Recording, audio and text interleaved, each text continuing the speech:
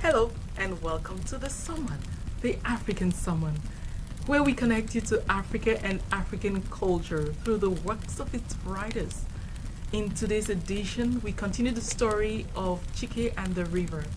We walk with Nigeria's Chinua Achebe, who continues to engage us in African life, in African culture, in Africa's heartbeat, as we see the typical scenes of Africa through Chike's exploits to go across the bridge. Please invite your friends, neighbors, and families and join us at the fireside. Thank you. Chapter 13. Chike's dream comes true. Chike's chance came suddenly. It happened on a public holiday. His uncle had gone to Omofia for the holiday and was not expected back until the next day. Chike ate his lunch quietly and went down to the riverside without saying a word to Michael. Since he had no money, he did not think of crossing the river. All he wanted to do was watch the boats. When he got to the bank, he found many cars and lorries waiting to be ferried. Then he saw 3 boys with buckets of water washing some of the cars. He saw also that when they had finished, the owners gave them some money. Why did I not think of this before, he asked himself. He raced back home and took a bucket and a piece of rag and ran all the way back. To his utter disappointment, the boat had gone and there were no more cars around, only lorries. But soon other cars began to arrive and Chike's hopes revived. So far 3 had arrived, but they were all very small cars. Chike thought it would be better to go for a big one with a wealthy owner. Soon an enormous long car pulled up. Chike immediately approached it. The owner looked like a very important person. Perhaps he was a minister. Then Chike lost his boldness. He stood by the car wondering what to say. But while he hesitated, one of the other boys marched up to the man and said, "May I wash your car, sir?" At first the man ignored him, but he did not give up. He spoke again. "Oga, your car dirty plenty. I feel wash am fine." This time the man looked at him and nodded. The boy smiled and set to work. Chike bit his lip. He said to himself, "If this boy can do it, so can I." Then one small car arrived. Chike, no longer choosy, wasted no time at all. He went up to the owner and said in good English, "May I wash your car, sir? It is very dirty and you're going to Lagos." The man smiled and said, "Go ahead." Chike filled his bucket with water from the nearby tap and set to work. When he had finished, he told the owner, but the man was busy talking to his friend and paid little attention to Chike. He said thank you without looking at Chike and continued talking. Chike stood there, shifted from one foot to the other. Eventually, the man looked at him again and put his hand into his pocket. Chike's heart beat faster. He brought out a handful of coins and gave one to Chike. "Thank you, sir," said Chike. Then he looked at the coin and saw that it was 1 shilling. In his joy, he said again, "Thank you, sir." The man did not reply. He was talking to his friend again with a cigarette in his mouth. Chapter 14. Chike on the boat. Chike's dream had come true. At last he could go to Asaba. He jumped up and down several times and sang, "One more river to cross." It was one of the songs he had learned at CMS Central School Omofia. He joined the queue of other passengers. When his turn came, he gave the shilling to the cashier, who gave him a ticket and 6 pence. His heart was aglow with happiness. After today, he would be able to say to his friends, "I too have been to Asaba. The only remains Lagos." The next ferry was a long time coming. Chike became very impatient. He walked up and down whistling. "Leave your wife and join the army. One more river to cross. One more river to cross. One more river to cross. One more river to cross." At last the ferry boat was calling. It looked very small in the distance. Chike's heart beat like a hammer. He sat down on one of the long wooden seats, then stood up again. He turned away from the approaching boat in the hope that when he looked again it would be much nearer. He shut his eyes and counted up to 200. He did everything he could think of to make the time pass quickly. At long last, the boat arrived. Passengers from Asaba began to steam out, some of them carrying headloads. After the passengers, the cars and the lorries came out one by one. Many of the cars were covered with brown dust from the long journey. So there was dust on the Lagos road, thought Chike. He had not expected that. Such a great road should be free from dust, he thought. When the vehicles from Asaba had all left the ferry, the vehicles from Onitsha began to drive on. Sometimes it looked as if a car or a lorry would fall off into the river, but none did. Chike saw the car he had washed enter the boat. It looked very clean and new. He had also memorized its number, PC 7379. The last car to go in had a radio blaring out at full volume. Its owner was not there, and so the chauffeur was having fun. He was even offering to take passengers to Lagos at a moderate charge. When this last car had boarded the boat, a marine officer in a white and blue uniform waved the passengers on. Immediately, there was a big rush for the deck. Chike was in the forefront of this rush. The ferry's engine started. The siren sounded above. Then a bell rang in the engine room. It sounded like a giant bicycle bell. The boat began to move backwards. When it was clear of the ground, the bell rang again, and the engine increased its sound. Then the boat swung round and began its journey to Asaba. It was all like a dream. Chike wondered whether it was actually happening.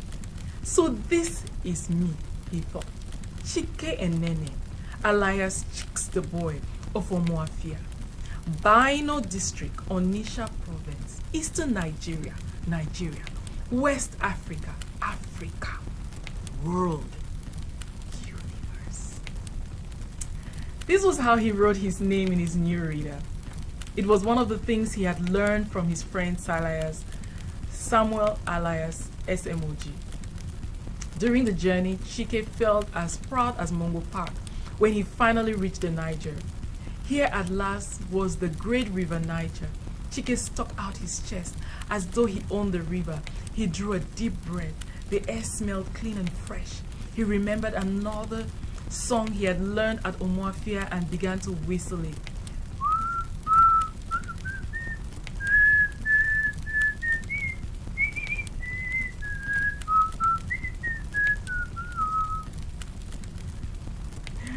When he became tired of whistling, he began to think of Lagos. He wondered what Carter Bridge looked like.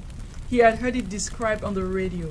He also knew of Tinubu Square, the Marina, Tafawa Balewa Square, Bar Beach, Yaba, Apapa State House, and so on. But the place he wanted to see most of all was the city stadium where all those football matches were played. Chike liked nothing more than a football commentary broadcast by NBC. Whenever there was a match, some of the neighbors would come to listen to his uncle's radio. They all admired the commentator. When he cried, "It's a goal!" everyone shouted, "It's a goal!" Some would even jump to their feet and shake their hands with their friends. Of course, they only did so when their favorite team scored. Chapter 15. Chike is in trouble. At last, the ferry boat arrived in Asaba, and the passengers rushed out. Chike looked around him. He could not believe his eyes. Was this Asaba about which he had heard so much? There was nothing to see except a few miserable-looking houses. He was really disappointed. He joined the other passengers and climbed the steep ascent to the market. Things brightened up there, but he had expected more. The market could not be compared to the one in Onitsha. There was nothing here like Bright Street, where the noise of high-life records drowned the noise of cars. He walked beyond the market with his hands in his pocket. looking this way and that like a European inspector of schools. From the stories his friends told, Chike expected Asaba to be better than any place he had seen. And he expected that the Midwestern region to be very different from the East.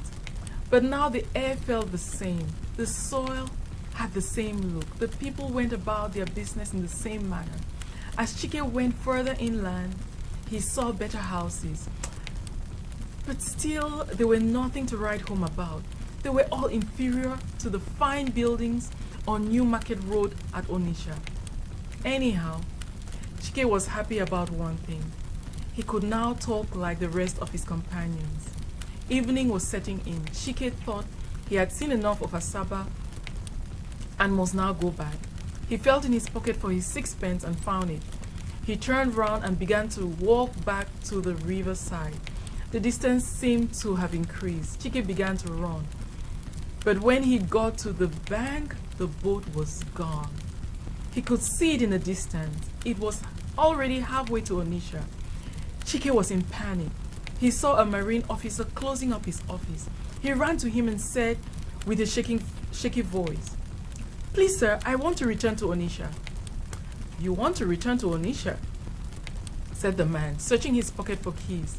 He sounded helpful and kind. Chike's hopes returned. "Yes, sir," he replied. "I am sorry, but you cannot return to Onitsha today," said the man. "The last boat has gone. Come back tomorrow morning." "But I live in Onitsha," cried Chike. "I know nobody here." "I am sorry," said the man as he locked the door of his office and walked away. Chike stood there weeping. Then one man who had been bathing in the river came up with a towel around his waist and said, "To come Asaba no hard, but to return." He looked very dangerous and wicked. Chike became really afraid and decided to go away from the riverside. With his head bowed and tears in his eyes, he returned to the Asaba market. There he leaned against one of the old lorries and wept silently. He wished he had obeyed his mother and never gone near the river. Then he remembered another thing his mother had always said.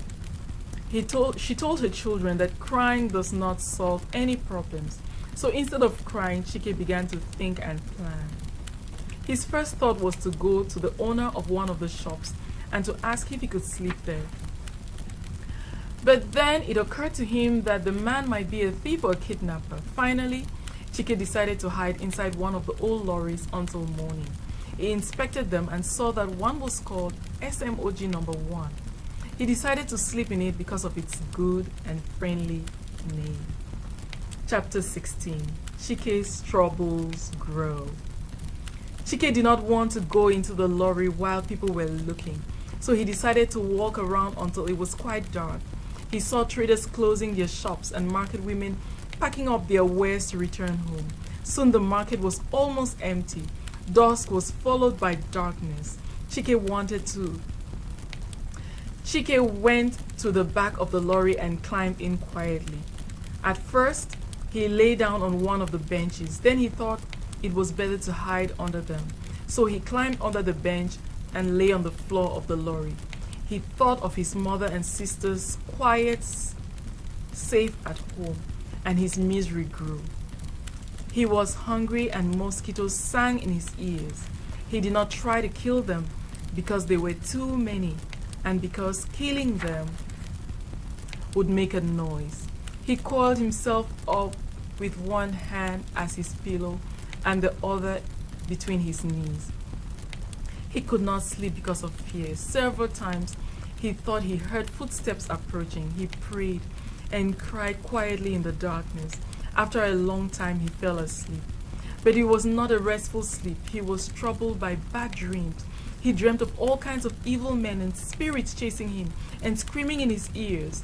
Then in the middle of the night he woke up suddenly. 3 men were walking very close to him. His body froze with fear. The men were actually leaning on the lorry. Chike could hear their bodies rubbing against the wood. They spoke in low voices, sometimes in Igbo. and sometimes in pidgin English. Chike could hear every word they said. "He is expecting us when the church bell rings 3 o'clock," said one of them. "Are you quite sure that he is trustworthy?" asked the other man. "Yes," said the first. "I trust him." "You know that some of them can make arrangements with you and then go and tell the police," said the second man again. "We must be quite sure that he is trustworthy. Oga?" "If we no sure," said the third voice in pidgin, "make we no go at all. I know they for police wahala." "You people too fear," said the first man. "Small thing you begin to shake like woman.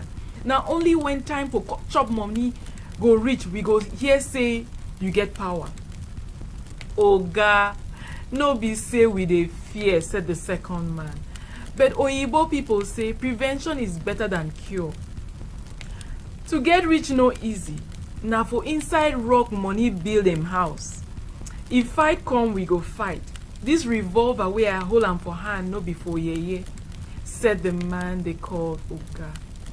Chike was now afraid even to breathe. He knew that if he made the slightest noise, they would shoot him. So he kept as quiet as a mouse.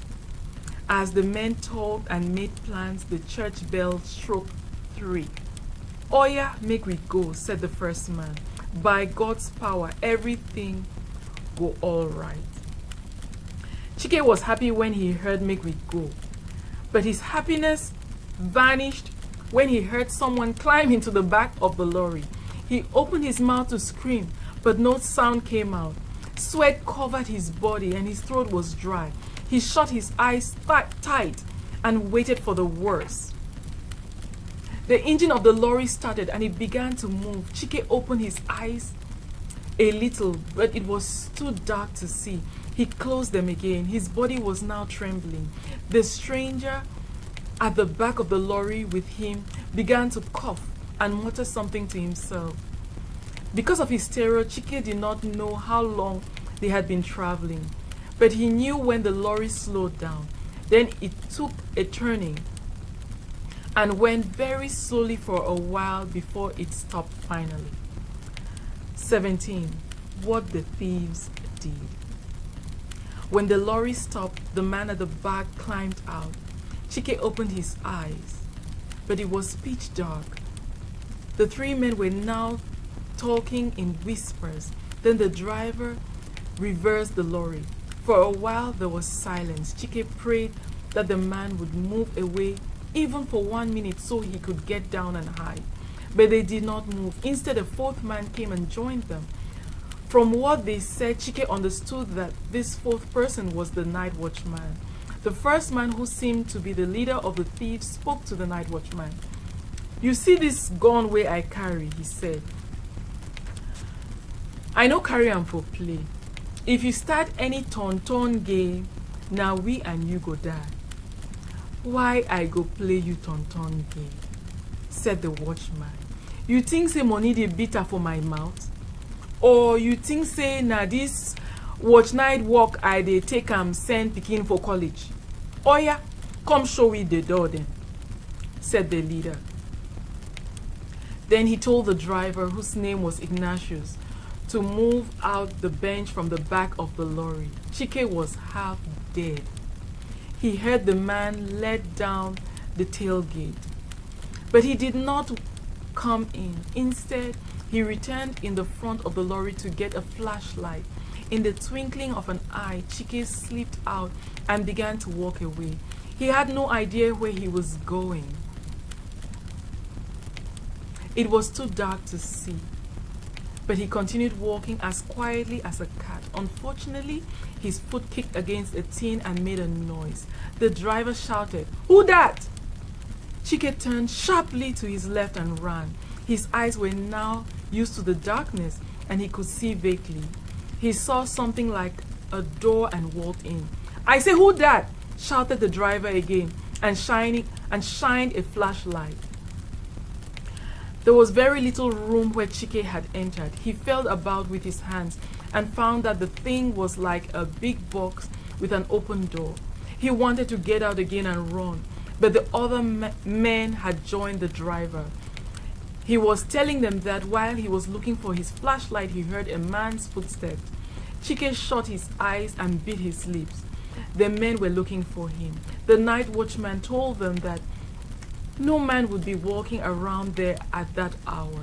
He said perhaps it was a cat which lived in one of the old houses. This reassured the men and they all went away again. Chike's heart continued to pound like a pistol in a mortar. Later, he heard the men loading things into the lorry.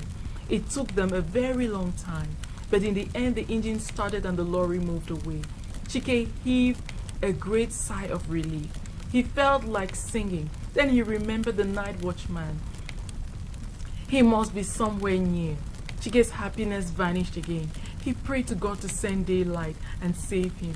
As if in answer to his prayer, a cock crowed somewhere in the distance. Another answered in the opposite direction.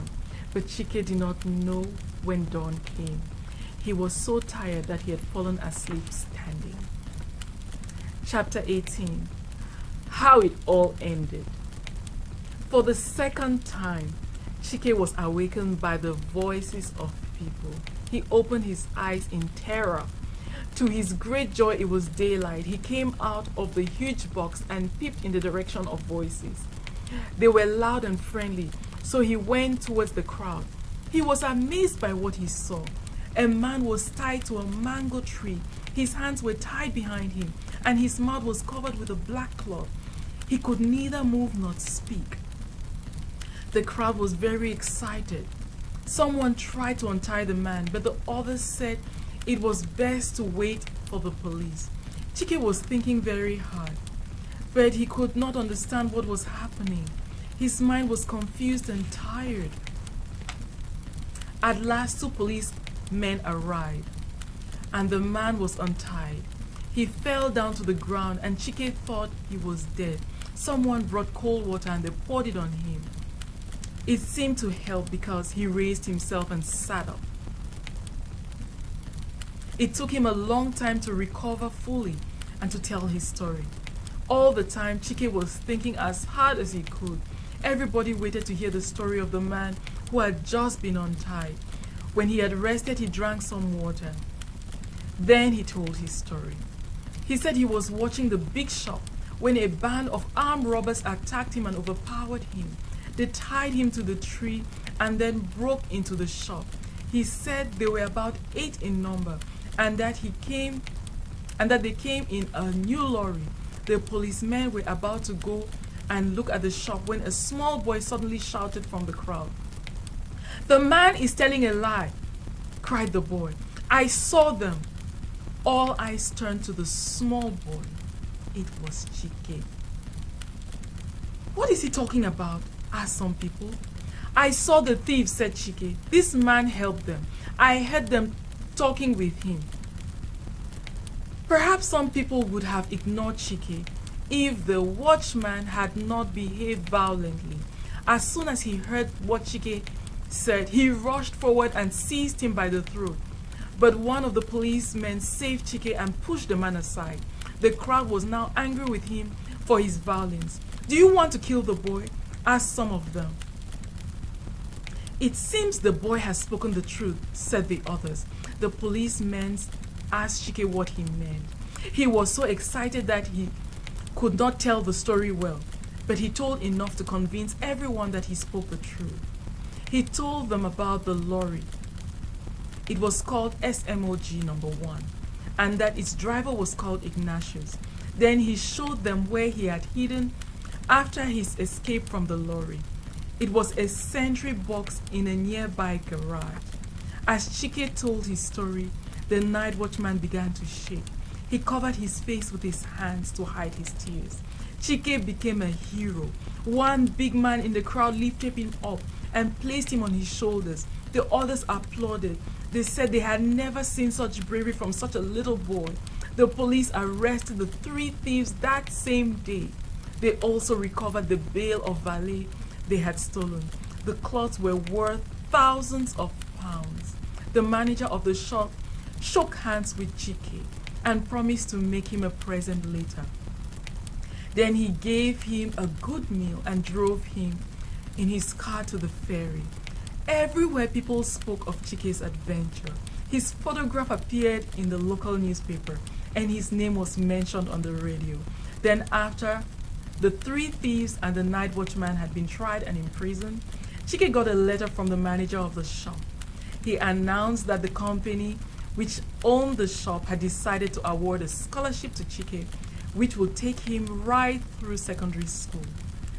So Chike's adventure on the river Niger brought him close to danger and then rewarded him with good fortune. It also exposed Mr. Peter Mwapa, the rich but miserly trader, for it was he who led the other thieves. That's all we have for you folks. Thank you for joining us on this ride through Chike and the river. Merry Christmas to you and your families, and we look forward to joining you on our next book reading. I'm Marilyn Doe Akono saying until next time, have a nice one.